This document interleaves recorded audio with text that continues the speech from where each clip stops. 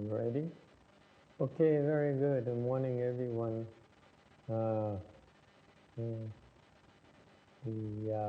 It's a pleasure to be sitting with you this morning. Ngày hôm nay ngồi vui vẻ lắm. Because everyone has samadhi power, which is very rare. To find a class where everyone is able to enter samadhi makes it a lot more peaceful. Now, how do you feel today? Yes?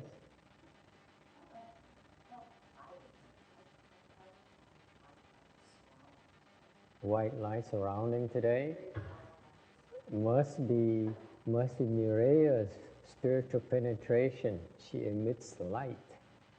When you enter samadhi, you emit light. From second dhyana on, you emit light every time you enter samadhi. Sau khi ngày hôm nay là rất là vui, là tại vì ngày hôm nay ngồi mà mọi người đều nhập định hết. Chuyện rất là hiếm, nghĩa là căn cơ cái gì rất là khá. Cô nói là cô ngồi cô thiền có thấy ánh sáng. Thì nói ánh sáng là tại vì khi quý vị nhập nhị thiền trở lên á, quý vị sẽ phát ánh sáng khi quý vị nhập định. Okay. It's a good thing you can see it. That means that that's pretty good. I hope someday I can see it too.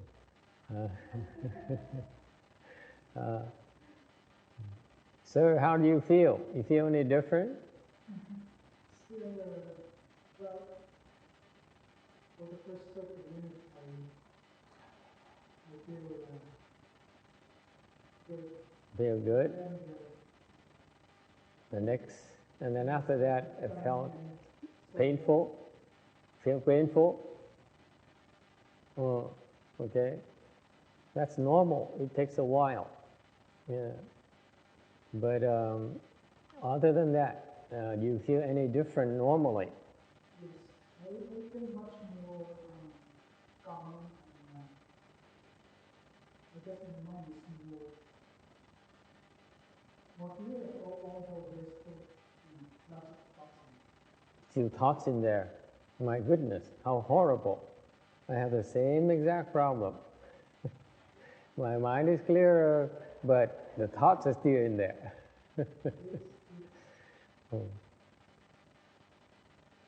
I want to congratulate you. You're able to enter first dhyana already. First dhyana is the first level of concentration. Okay. Many people out there who learn to meditate, they don't enter first dhyana, even after they meditate for a long, long time. The reason being that they don't have the proper methodology to practice. That's why you can practice as long as you want, but it's very hard to enter it. Cái ông này đó là người Công giáo, mà ông này nhập được sơ thiền là sau thì tới đây có 1 tháng. How long have you been with us? 6 weeks. Okay, 1 tháng rưỡi. That's pretty good. That's typically within the first 3 months of regular practice.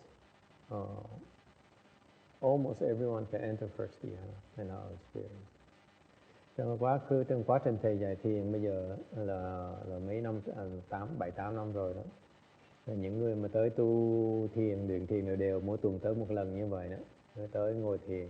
If you want to come to our chant sessions for every single week, once a week, and they go home to practice, xong về nhà luyện thiền.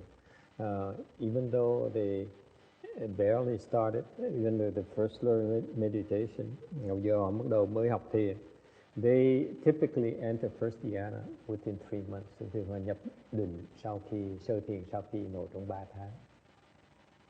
Okay, you see, the difference is in the training technique.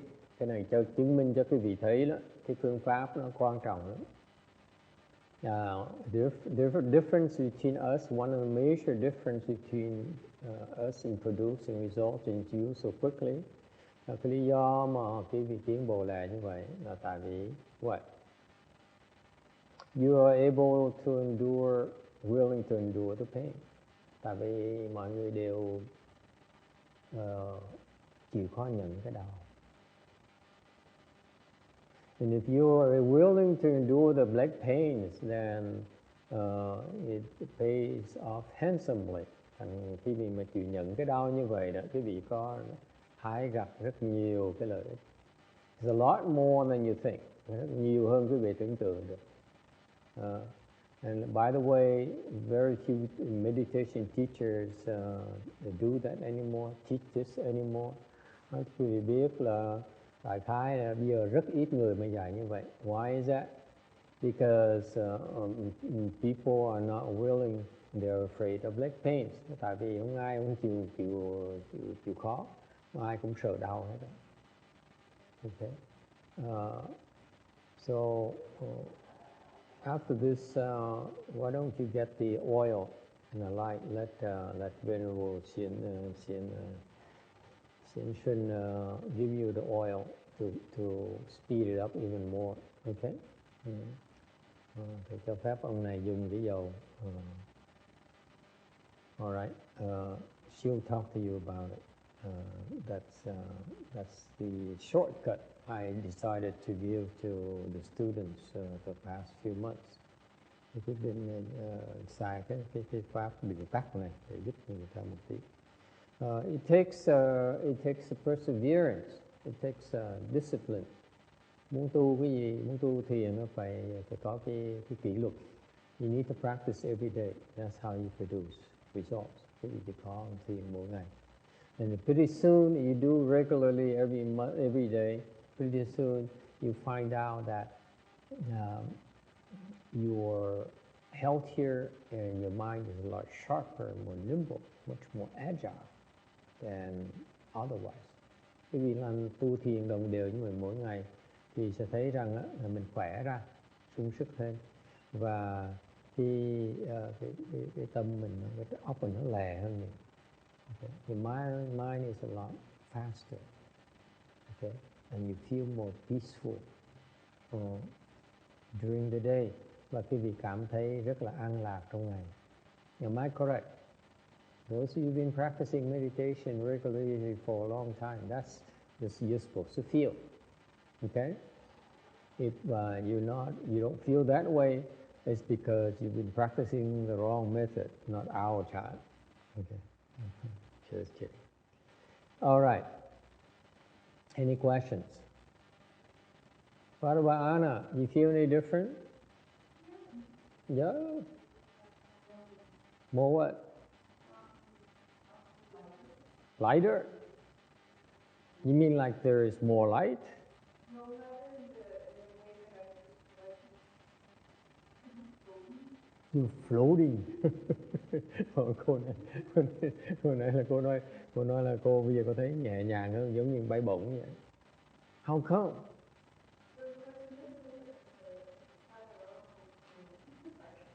And you fall back on earth again. Rồi cô nói, mà khi cô đổi ý một cái là bỗng nhiên cô thấy người nặng nề lại.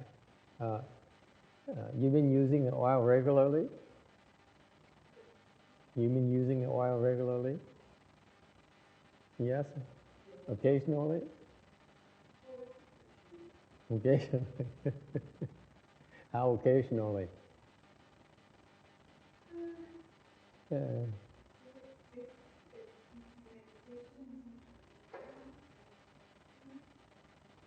You could use it during meditation. We didn't tell you. When you meditate, you can use it.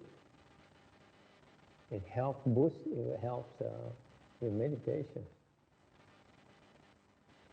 Okay? We didn't tell you.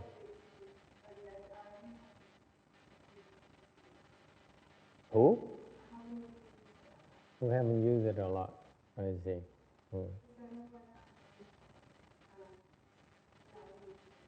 Depending on that. No. This is the thing that you don't understand. Nói câu này không có dùng cái dầu để. The thing about meditation is this.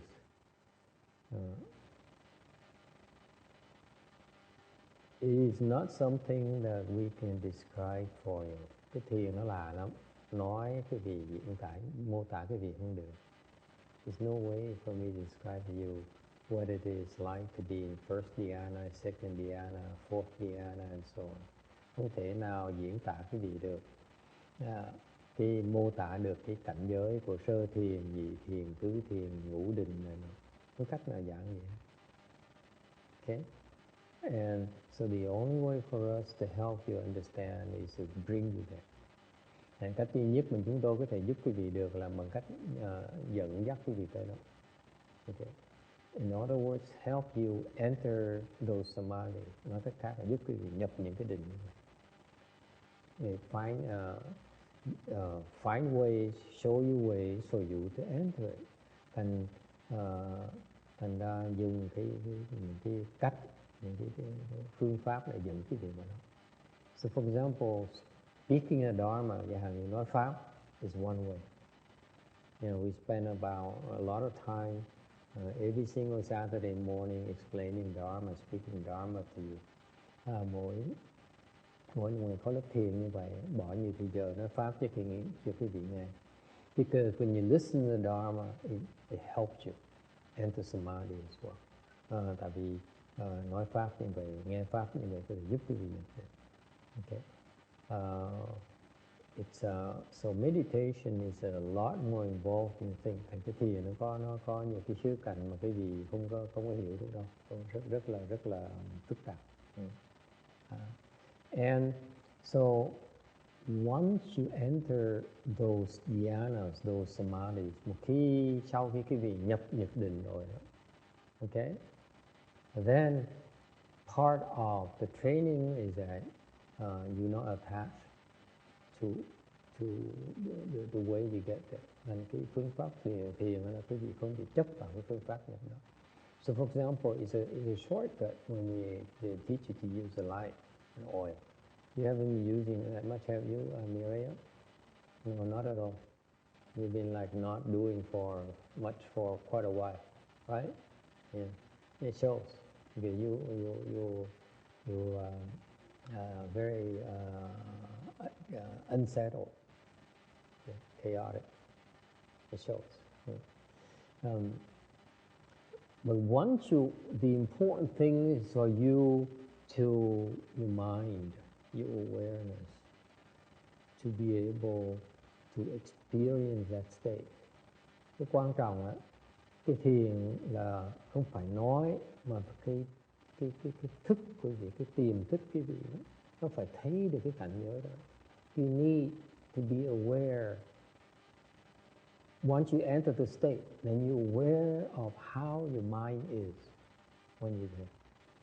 Một khi quý vị nhập định rồi đó, thì cái tiềm thức quý vị nó biết được, nó ý thức được rằng đó, cái cảnh giới nó ra sao, how your mind is like when you're there.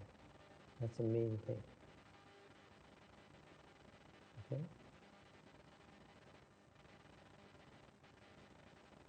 And so the two things. Number one, you need to experience that mental state. It cannot be described. Thứ nhất là quý vị phải biết tìm cái cách để nhập vào cái cảnh giới đó. Talking about it is not going to help you. Nói chưa đủ, quý vị không thể nào thấy được cảnh giới. You have to be there. You have to know. You have to go to the top of the mountain, for example, to feel the difference in the air. Quý vị tới lên cái đỉnh núi, quý vị mới thấy được cái khác biệt. Quý vị thấy được cái không khí nó nhẹ hơn, nó loãng hơn. Okay? You see how cooler it is, nó mát hơn ở dưới này. You see, that's the analogy. You have to be at the top of the mountain to experience what it's like to be at the top of the mountain after that climb. Giống người ta cho cái ví dụ cho quý vị thấy là thiền là giống như leo núi, phải leo một khi mình tới cái đỉnh núi rồi mới thấy được cái cảnh giới trên đỉnh núi ra sao. Okay? So once you get there, okay, then you know what it's like.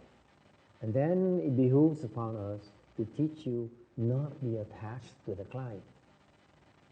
Rồi sau đó là đừng có sợ, là sau đó là trong phương pháp luyện thiền, dạy thiền chúng tôi dạy quý vị để quý vị không bị chấp trước cái con đường lên núi.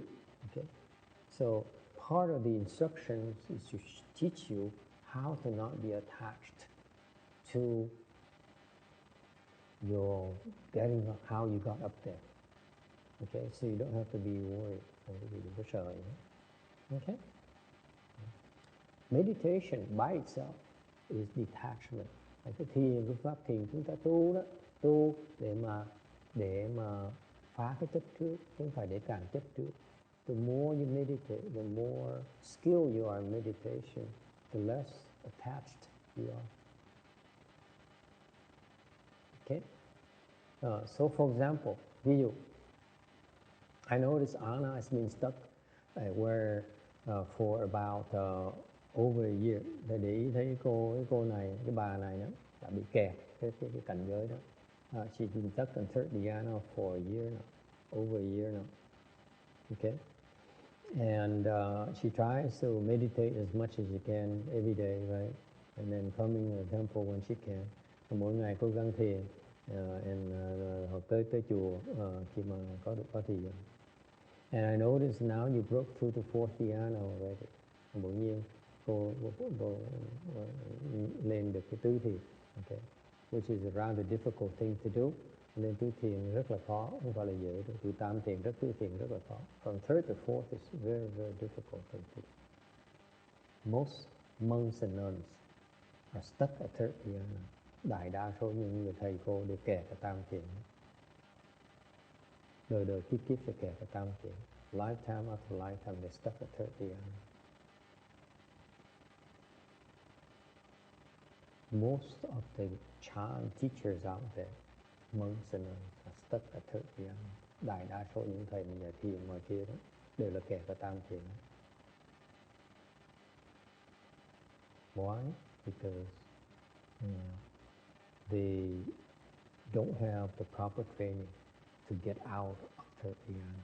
Tại vì họ không có cái phương pháp luyện thiền của họ không có đúng, thành ra họ tới tam thiền họ bị kẹt, họ thoát không được. Okay. Chan by nature, the Chan methodology we practice is to free you from all attachments. Thiền tông chúng ta tu đó là dùng của thiền tông chúng ta tu để khiến quý vị gỡ hết tất cả những cái chấp trước. Why do I talk like that? Tại sao thầy nói như vậy?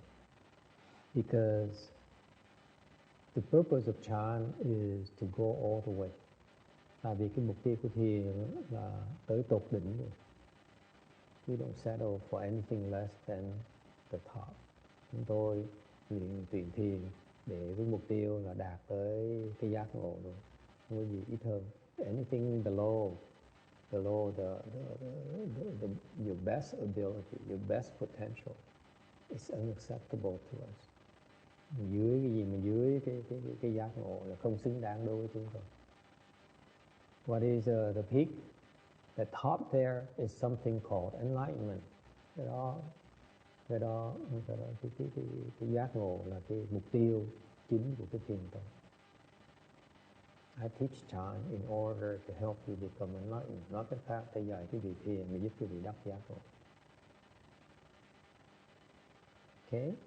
Because you can reach that level. Tại vì tất cả quý vị đều có khả năng đạt được cái đó. If you are prepared to execute the instruction. Nếu như quý vị sẵn sàng theo lời cái chỉ dẫn. See, Chan, we don't hold back. Cái thiền không có dè dặt đâu. If you're able, you're willing to do it, we'll lead you. Nếu quý vị sẵn sàng tu, sẵn sàng mà chịu khó, tôi sẽ dạy cho quý vị. It's not because you must be Buddhist or you must be a man or a woman. Không phải quý vị cần phải làm Phật tử hoặc là phải người đàn ông, người đàn bà. Don't have to be smart, you don't have to be rich, không cần phải thông minh, không cần phải giàu. Okay? You're not attached to any of those things. Cái thiền tông không có kẹt thì bất cứ những cái đó phương diện đó. It takes hard work. Cần chịu khó thôi, chịu khó thôi. Okay? And in order to get to the top Một cái gì muốn, nếu như muốn tới cái tột đỉnh đó, you need to shed unnecessary baggage. Và cái gì muốn tới đó là phải thảy những cái mà không cần thiết. For example, you climb to the top mountain. Nếu quý vị đi mà leo núi tới cái đỉnh đó, your goal is to get to the top, to the peak. Mục tiêu quý vị muốn tới leo tới cái đỉnh núi đó. You only typically want to carry so much, only carry the stuff you need. Thành quý vị trên con đường, cái quá trình mà leo núi đó, quý vị chỉ đeo theo những cái mình cần thiết. Am I correct? You want to carry as much drink and food as you need to get there, right? Quý vị chỉ cần đem đủ ẩm thực để mà đủ mà lên mà xuống thôi. You don't want to carry any more than that because it's extra weight that's going to make it difficult for you to get to your goal. Tại nếu đem nhiều quá thì quý vị, đó là một cái gánh nặng cho quý vị, nó làm cái việc càng khó lên cái đạt tới mục tiêu của mình hơn. Am I correct? It's common sense. Okay? So you do it often enough, nếu quý vị cứ leo núi hoài, then you figure out how much you need to take. Naturally, những người mà kinh nghiệm biết cần đem bao nhiêu, right? You become experienced enough to know how much you should carry, you should take with you. Những người kinh nghiệm biết mình cần đem bao nhiêu đó thôi, đúng không? Same thing, your teacher is experienced enough so that he knows how much you should carry. Thằng cái người mà hướng dẫn đó, đủ kinh nghiệm, người thầy đủ kinh nghiệm để dẫn dắt cái việc để mà đem đủ thôi. So along the way, we teach you to let go. Trong quá trình đó, chúng tôi dạy cái vị là bỏ những cái không cần thiết trong con đường lên núi. And that's called detaching. Cái đó gọi là xả bỏ. So the instruction, part of the instruction, thành cái những lời chỉ dẫn là part of that is to help you detach from the things that you don't need. Thành đó những cái lời chỉ dẫn giúp quý vị xả bỏ những cái vị không có cần thiết. Okay. So for example, when the Buddha was in the world, hồi đó mà Đức Phật ở trong tại thế đó, he's able to speak Dharma for his for people. Là ngài có thể nói pháp cho người ta nghe. They're non-Buddhist, họ không phải là người Phật tử. They just happen to admire the Buddha and respect the Buddha. Họ chỉ là người khâm phục Đức Phật, thích Đức Phật. They love to listen to his Dharma, nghe lời Phật giảng. And by speaking Dharma to them, Phật giảng, many of them, many of them, countless numbers of them, over the span of 49 years of teaching from the Buddha. Trong cái quá trình mà dài 49 năm của Phật, he only spoke Dharma for people, nói pháp cho người ta nghe. Okay? And these people are able to reach the sagely fruitions, và những cái người này đã đắc được những cái thánh quả. Countless numbers of them certified the first stage Arahant. Rất nhiều người đó đã đắc được sơ quả A-la-hán, which is a sagely fruition in Hinayana tradition. Cái sơ quả A-la-hán là một cái quả vị, cái thánh vị trong cái phía nguyên thủy. Okay? So you see, meditation is about letting go of the unnecessary. Cái thiền là cái phương pháp để giúp quý vị xả bỏ những cái không cần thiết. What does it mean to let go of the unnecessary? Xả bỏ những cái không cần thiết nghĩa là gì?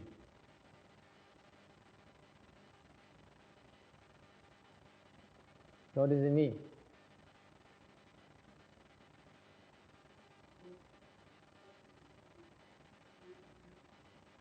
You let go of the things that bog you down, that weight you down.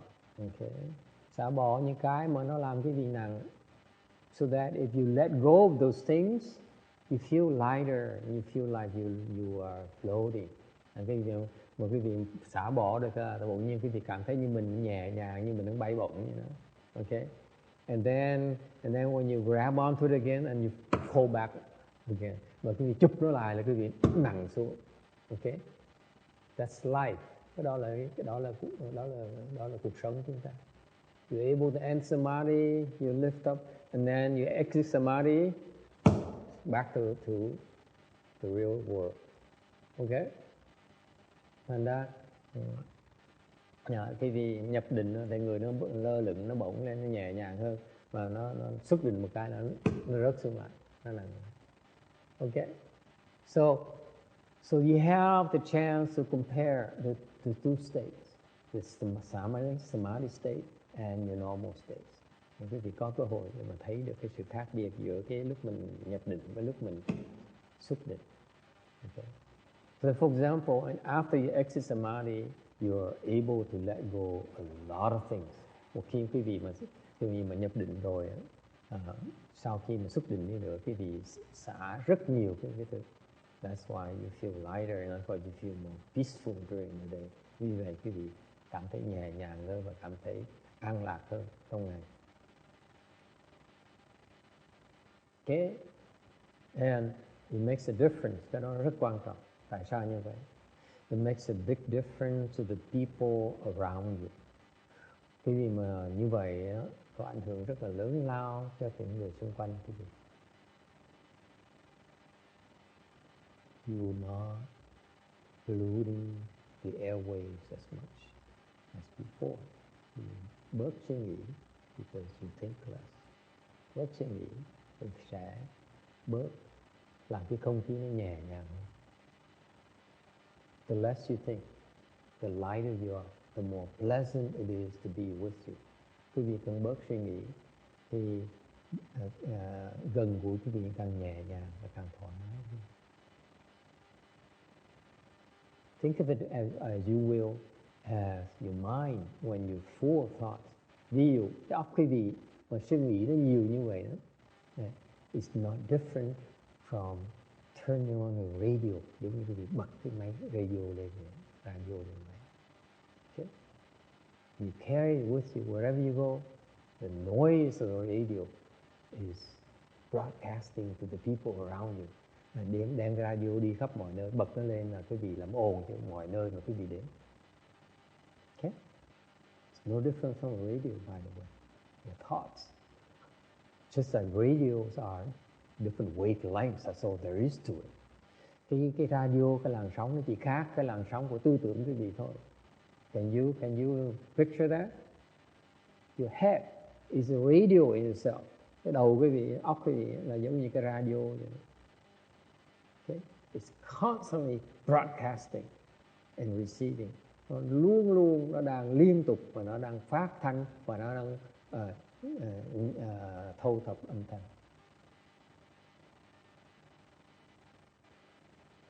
Okay? So if you're aware of that, then it is your responsibility to use your radio use radio properly. Quý vị hiểu như vậy, quý vị dùng cái máy radio quý vị một cách đúng. You cannot abuse it, không thể nào mà sai sẻn. You cannot pollute the air, you cannot pollute the environment with your sound. Quý vị không thể nào mà ồn ào được. Here in America, on Saturday morning, you're not supposed to be noisy before 9 o'clock. Chẳng hạn như cái xứ Mỹ này chúng ta đó, là trước 9 giờ sáng ngày thứ Bảy, Chủ nhật đó, quý vị không có quyền làm ồn, right? If you mow the lawn, you have to wait until after 9 o'clock. Quý vị muốn cắt cỏ là phải đợi đến sau 9 giờ sáng mới quyền cắt cỏ. Am I correct, sir? Do you mow the lawn? You don't. He's not married. He doesn't mow the lawn. This guy, he knows how to live. Cái ông này hỏi, ông này có biết nó, tôi đâu có cắt cỏ đâu, mà cũng có cưới vợ đâu nè. So why you bother living, sir? What is the point of living, if I may ask? Thầy hỏi lại, xin phép hỏi, xin mạn phép hỏi ông là ông sống để làm cái gì?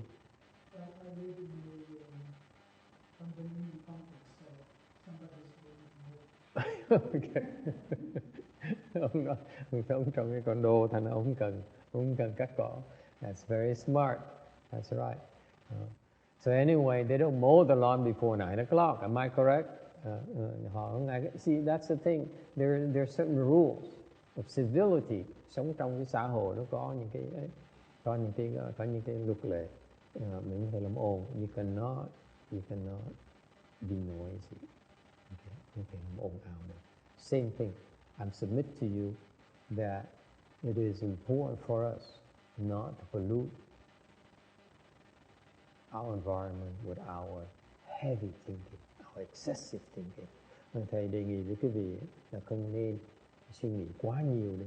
Tại suy nghĩ như vậy nó làm cái ô uế cái môi trường chúng ta sống. Okay? And what happens when you think less? When, like for Anna, for example, now that I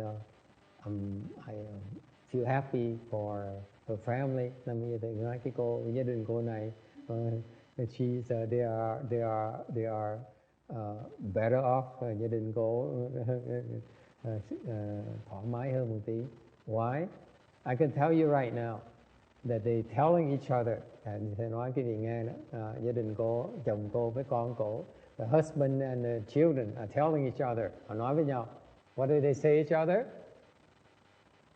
Wow, mommy is so much less demanding than before.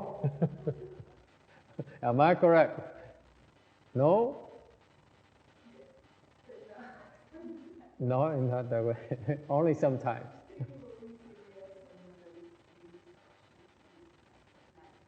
What? Is that they said about you?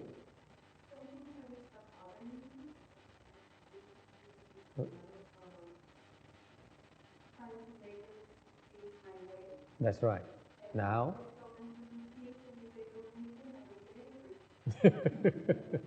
Cô nói lúc trước á mà cô mà biểu vợ chồng với con mà làm gì phải mà làm không theo ý cô giận lắm. Giờ họ làm không được, cô cũng tỉnh bơ. That's called letting go. Cái đó gọi là xả đó.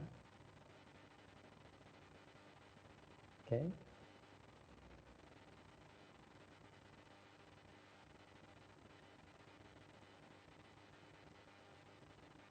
You save energy.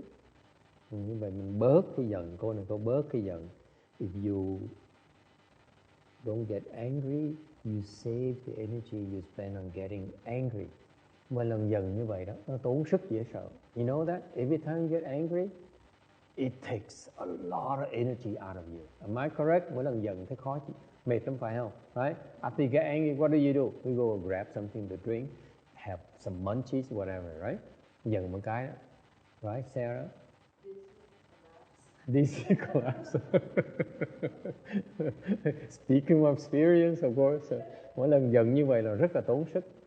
And that's why you stop yourself from getting angry. Nên khi cái gì mà chặn được cái cơn giận mình đó, là bớt phung phí sức của mình. Okay? Not only are you saving, economizing your strength, okay, but you're making those people around you more relaxed. Và không như vậy những người xung quanh chúng ta đó, đỡ đau khổ hơn. Not as suffering, not as much. Way to relax. Thì cô nói như vậy họ cần ngày họ còn quá thư thả.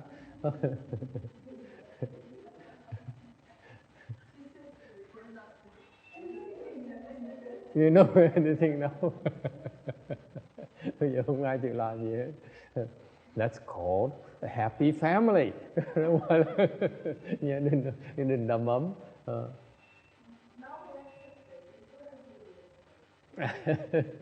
I know. Before I was scared of you too. I'm serious.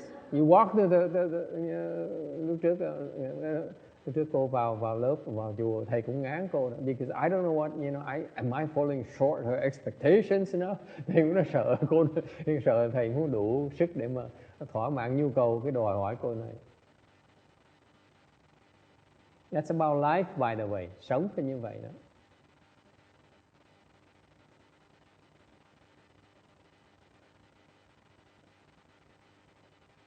It's better to be less demanding. Mình bớt đòi hỏi. Okay? What's the advantage of becoming less demanding? Pay attention to my words. Becoming less demanding. Okay? Ta nói bớt đòi hỏi. Okay? Trở thành bớt đòi hỏi. Because when you become less demanding, tại vì cái việc bớt đòi hỏi đó, people will know. They can tell the difference. They can tell that you changed. Họ thấy rằng cái gì thay đổi. Guess what? They too will change. Họ tự động họ sẽ thay đổi. If you become less demanding, cái việc bớt đòi hỏi, meaning that you raise your level, nghĩa là cái tư cách của nó cao nâng lên. Okay? And they used to be here, somewhere here. Now they realize you raise your level. They, in order to be with you, need to raise the level as well. So they decide to raise the level. You don't have to make them raise the level. Thành ra họ tự động họ thấy họ phải cần tiến bộ. Họ thấy cái việc tiến bộ thì tự động họ phải tiến bộ để mà có thể đáp ứng với cái việc. In order to connect with you, they need to raise the level. Before you're down here and you force them to raise the level and say, there's always constant resistance if you force them.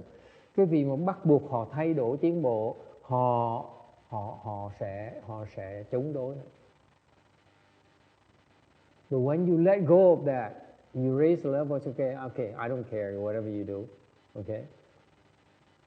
They naturally will choose to raise their own level. You don't need to do anything. And that's how you help people change. By letting go, not by demanding them to change. Mình muốn giúp người ta thay đổi là bằng cách mình tiến bộ và không có đòi hỏi.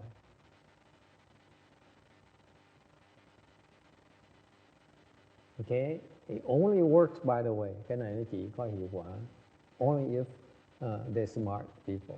Những người xung quanh, người thông minh, người ta mới làm được như vậy. They have to see that you improved.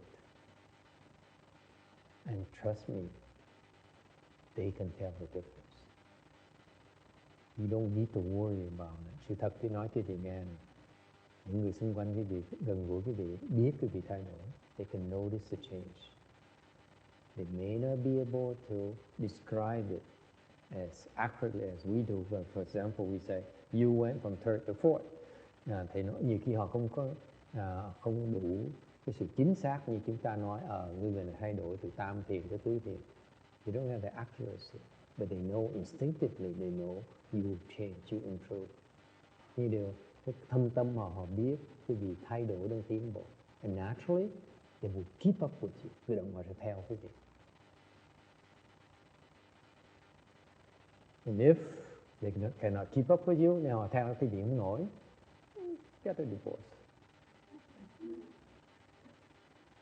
Họ theo không nổi thì đổi chồng đi. Right?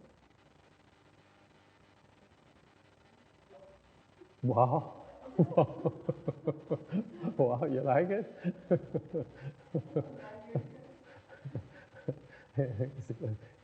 That's what it's called, tiger mom, a real tiger mom, not just talking.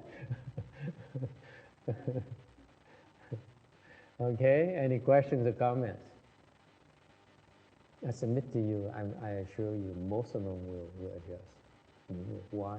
Because if they really care, they will adjust. Tại vì thường cái người thân yêu mình sẽ thay đổi theo mình, tại vì họ thực sự họ thân yêu mình, họ thương mình, họ muốn gần gũi mình. They want to be worthy of you, naturally. Okay?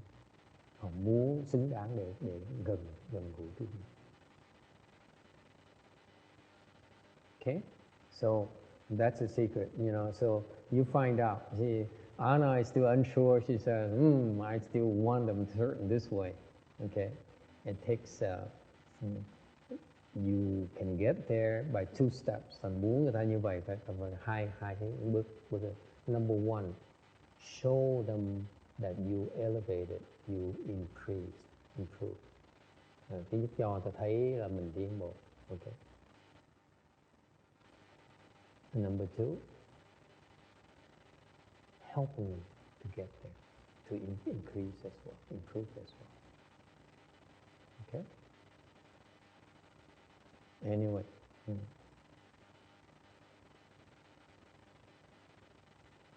Don't worry. You see, as soon the reason you said as soon as you meditate, you feel good, and then you open your eyes, you go like this, because as soon you open your eyes, you expect again. You have to remember, when you get out, you still don't expect. That's when you're a lot more effective.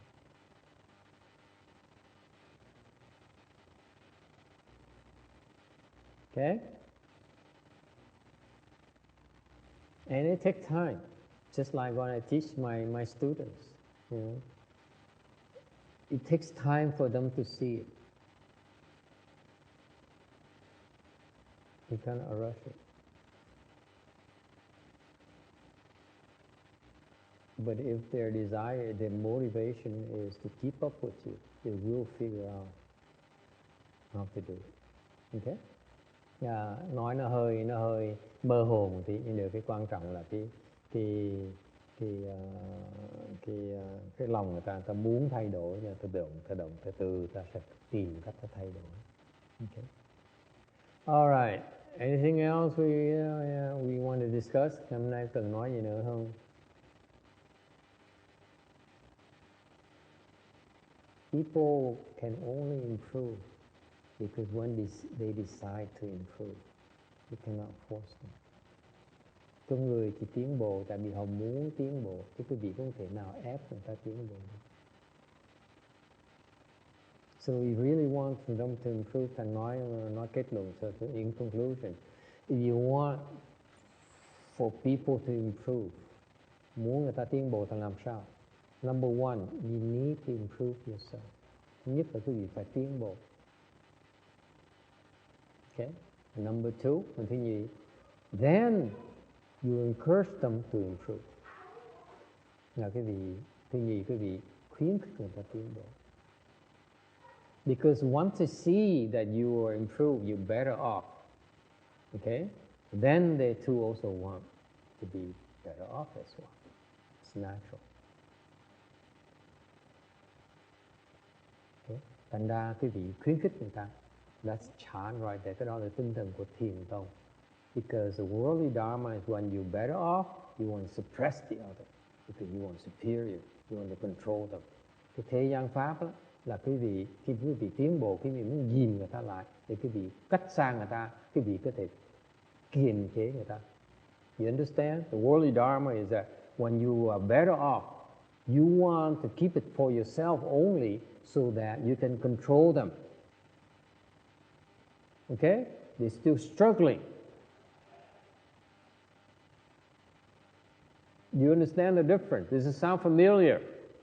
For example, a teacher, once he understands, he only explains to you halfway only so that you still are under his control. You don't know how to do it. Okay?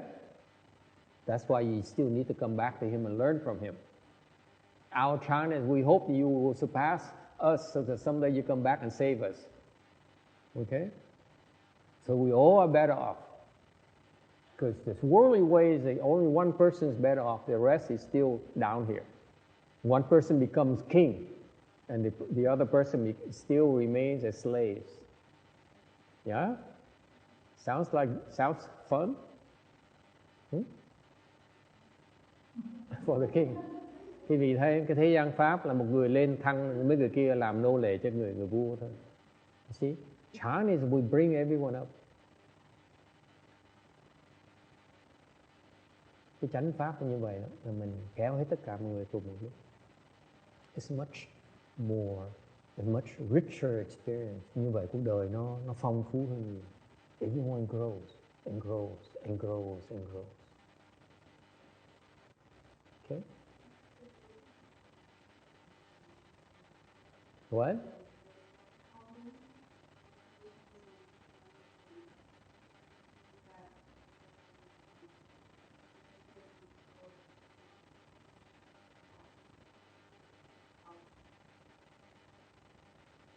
I don't understand.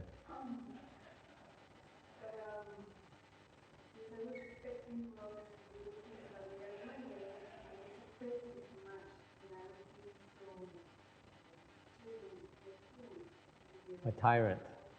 Yes. You still feel like that?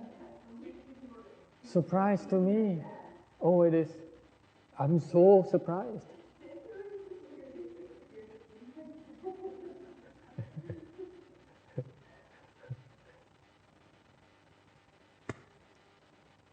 Takes a while. You have to let go. It's very difficult because sometimes if you're too loose, it's like when I teach my students. If I'm not strict enough, they become so. What's the word? What's the word? 闲玄. What's the word? 闲玄. She can use a slightly stronger word. Huh? If I'm too lax, what happens to my students? They're lazy. That's a natural tendency, okay? But you have to understand where they're coming from. After a hard day at work, after a hard day at school, they need time to slack off. Okay? So if you force them to do things, they're not willing to do it. You have to give them time to let go. Okay? So it's a timing issue, when to press the issue. If they go home and you put pressure on them, then they can't take it. They will resist you. They say you're unreasonable. That's the problem you're going to have.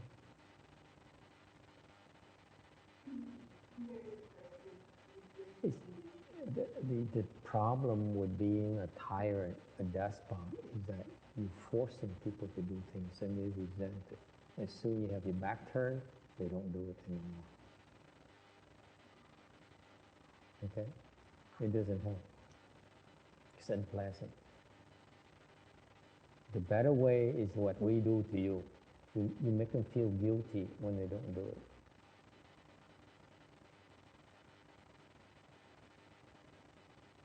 Okay? You make them feel guilty, you make them feel proud of their improvement. Okay? So they always use those two tools. But don't put the pressure. Let them decide to improve because they like to, not because you force them to. That's wrong to be a tyrant. Tyrants, okay, are unhappy. That's why they are tyrants. Okay? When you're tyrant, you're alone. No one likes you.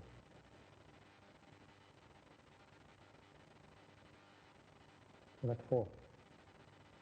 So if you want a certain way, then you become a tyrant, you're unhappy. Why bother?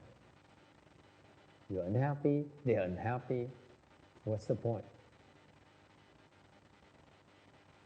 Okay? Be careful. Okay. Sometimes when you live with turkey, you have to allow them to be turkeys.